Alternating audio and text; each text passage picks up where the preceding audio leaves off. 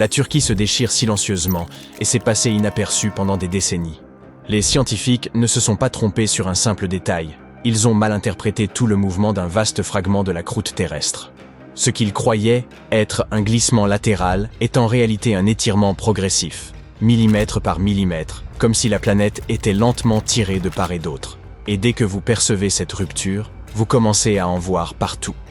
Pour comprendre pourquoi cette découverte a tant bouleversé les géologues, imaginez la croûte terrestre comme une coquille fissurée flottant sur une matière chaude et molle. Ces fragments fissurés sont des plaques tectoniques. Elles avancent de quelques centimètres par an, ce qui paraît infime. Mais, sur des millions d'années, cela transforme les continents. La Turquie occupe l'un des emplacements les plus inconfortables du globe. Coincée entre trois grandes plaques, l'Eurasie au nord, l'Afrique au sud, et l'Arabie qui pousse depuis le sud-est comme un coude dans un bus bondé. Pendant des décennies, les scientifiques ont pensé que la Turquie supportait cette contrainte en glissant sur le côté. Ce type de déplacement est ce que l'on appelle une faille décrochante, ce qui signifie, en substance, que deux masses de terre se frottent l'une contre l'autre, comme des mains. La Turquie en compte de célèbres, notamment la faille nord-anatolienne, responsable de séismes dévastateurs. Ce modèle paraissait simple et cohérent. La pression arrive, la terre s'échappe latéralement. Problème réglé, du moins, le croyait-on. Mais la géologie ne suit pas toujours les modèles bien rangés, conçus par les humains. Une longue fracture s'étend sous les salines et les terres agricoles du centre de la Turquie, dans la zone de faille de Tuzgölü. Comme elle ne se comportait pas comme les dangereuses failles décrochantes, elle a longtemps attiré moins d'attention. Puis des chercheurs de l'université Curtin ont décidé d'examiner la zone de plus près, et au lieu d'observer les séismes, ils se sont tournés vers la lave, une lave ancienne. Cette lave, qui a traversé la faille il y a des milliers d'années, s'est solidifiée, puis s'est plus tard disloquée. Elle contient de minuscules cristaux appelés zircons, de véritables chronomètres naturels, car ils piègent des éléments radioactifs qui se désintègrent à un rythme connu, ce qui permet de dater précisément le refroidissement de la lave. En faisant correspondre les fragments situés de part et d'autre de la faille et en mesurant leur écart, l'équipe a pu reconstituer le mouvement de la structure sur des millénaires. Le résultat était clair. La faille ne glissait pas latéralement. Elle s'ouvrait lentement et régulièrement, d'à peine une fraction de centimètre par an. Plus fin qu'un grain de riz, mais immense à l'échelle géologique. Ce type de structure s'appelle une faille extensive, ce qui signifie que la croûte s'étire jusqu'à s'amincir et se rompre. En termes simples, la Turquie n'est pas seulement comprimée, elle est en train d'être déchirée. Et comme si cela ne suffisait pas, il y a pire. D'autres études montrent que certaines parties de la croûte turque ne se contentent pas de s'étirer. Elles s'affaissent vers le manteau. Quand des blocs de croûte deviennent assez denses et lourds, ils se détachent et coulent comme des gouttes de cire dans une lampe à lave. Les chercheurs appellent ce phénomène le dripping lithosphérique, et il correspond, en pratique, à une terre qui perd silencieusement des morceaux d'elle-même. Lorsque cela se produit, la surface au-dessus s'affaiblit, le terrain se soulève, s'abaisse, se fracture et se réorganise. Les séismes n'ont pas toujours besoin de plaques qui se heurtent. Parfois, le sol cède parce que ce qui le soutient disparaît par en dessous. C'est pour cela que la géologie de la Turquie ressemble désormais moins à une dalle rigide qu'à une pâte étirée au-dessus d'une flamme. La Turquie n'est pas seule dans ce drame tectonique. L'Afrique est en train de s'ouvrir, si lentement que personne ne se réveillera un jour face à un nouvel océan, mais assez vite pour que les scientifiques puissent en mesurer l'évolution dès maintenant. Profondément sous l'Afrique de l'Est, le sol s'étire et s'amincit. Sur des millions d'années, cet étirement continu ne se contente pas de fissurer les roches. Il redessine la géographie et peut littéralement faire naître un océan là où se trouvait autrefois la terre ferme. Tout cela se concentre dans ce que l'on appelle le système du rift est-africain.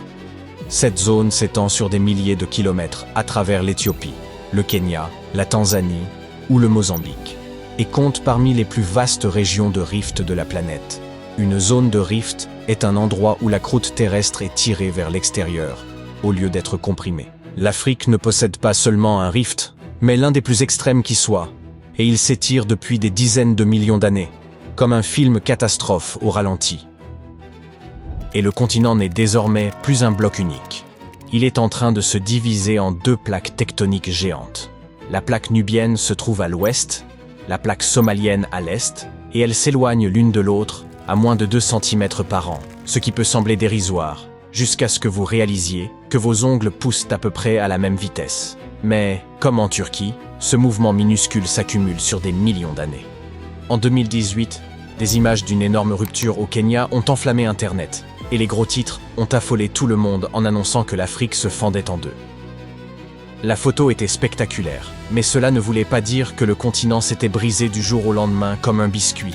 Un processus bien plus profond est à l'œuvre depuis environ 25 millions d'années. Et si nous pouvions faire un bond de 5 ou 10 millions d'années dans l'avenir, nous verrions sans doute la croûte s'étirer au point de devenir si mince que l'eau de mer finirait par s'y engouffrer et combler l'ouverture. L'Afrique de l'Est se détacherait lentement du reste du continent et un tout nouveau bassin océanique se formerait entre les deux plaques. Alors que l'Afrique se déchire verticalement comme une fermeture éclair au ralenti, l'Inde pourrait se séparer d'une manière totalement différente, horizontalement, en deux couches gigantesques d'environ 100 km d'épaisseur chacune, au moment même où elle entre en collision avec l'Eurasie. C'est cette rencontre qui a donné naissance à l'Himalaya et au plateau tibétain qui s'étend derrière, comme de vastes gradins perchés en altitude. Tout le monde s'accorde sur l'essentiel. L'Inde progresse vers le nord depuis plus de 60 millions d'années, à peu près à la vitesse de croissance de vos cheveux, heurtant l'Eurasie et forçant les roches à s'élever jusqu'à former les plus hautes montagnes de la planète. Ce qui divisait les chercheurs, c'était la manière dont le Tibet avait pu atteindre une telle altitude. Certains pensaient que l'Inde était trop flottante pour s'enfoncer et qu'elle s'était simplement glissée sous l'Eurasie. D'autres imaginaient la plaque se plisser comme une feuille de papier poussée contre un mur. Puis une troisième idée est apparue et a complètement changé notre perspective. Cette nouvelle hypothèse affirme que la plaque indienne subit un processus de délamination, c'est-à-dire que sa couche supérieure se détache et soutient le Tibet, tandis que, dans le même temps, la couche inférieure, plus lourde, s'enfonce dans le manteau. Cette zone chaude est partiellement fondue sous la croûte terrestre. Les chercheurs ne pouvant pas forer aussi profondément pour le vérifier, ils ont suivi un indice, l'hélium qui s'échappe des sources chaudes tibétaines. L'hélium 3 est extrêmement rare et provient surtout des profondeurs de la Terre, alors que l'hélium 4 se forme plus près de la surface. En analysant les gaz de centaines de sources, les chercheurs ont détecté de l'hélium 3 dans le nord du Tibet, ce qui signifie que le manteau s'y trouve dangereusement proche de la surface. Plus au sud, ce signal disparaît, ce qui indique très probablement que la plaque ne s'est pas encore totalement scindée. Mais les schémas de séisme racontent la même histoire. Il semble donc que l'Inde ne se contente pas de pousser les montagnes vers le haut, elle est aussi en train de se déchirer de l'intérieur en le faisant. Tous ces processus tectoniques s'accordent avec la nouvelle carte mondiale des contraintes. Elle montre où la planète tient encore bon et où elle est dangereusement proche de la rupture.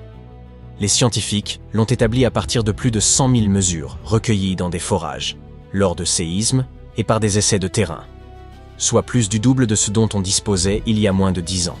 Ici, le terme de contrainte désigne les forces invisibles de poussée et de traction à l'intérieur de la croûte terrestre, ces mêmes forces qui chargent silencieusement les failles pendant des années, avant de provoquer un séisme.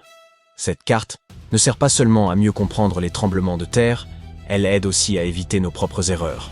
Si vous creusez un tunnel, injectez du carbone en profondeur ou installez une centrale géothermique sans savoir dans quel sens les roches ont tendance à céder, vous êtes en train de provoquer un dragon endormi.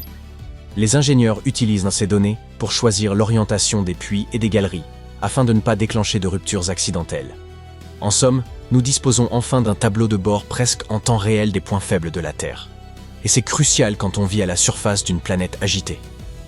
Longtemps, nous avons considéré les continents comme des planches rigides flottant sur une soupe. Aujourd'hui, ils ressemblent plutôt à des muscles sous tension qui se plient, se déchirent, se réparent, puis se déchirent encore. Cela montre que la planète sous vos pieds n'est pas achevée. Elle est en constante mutation.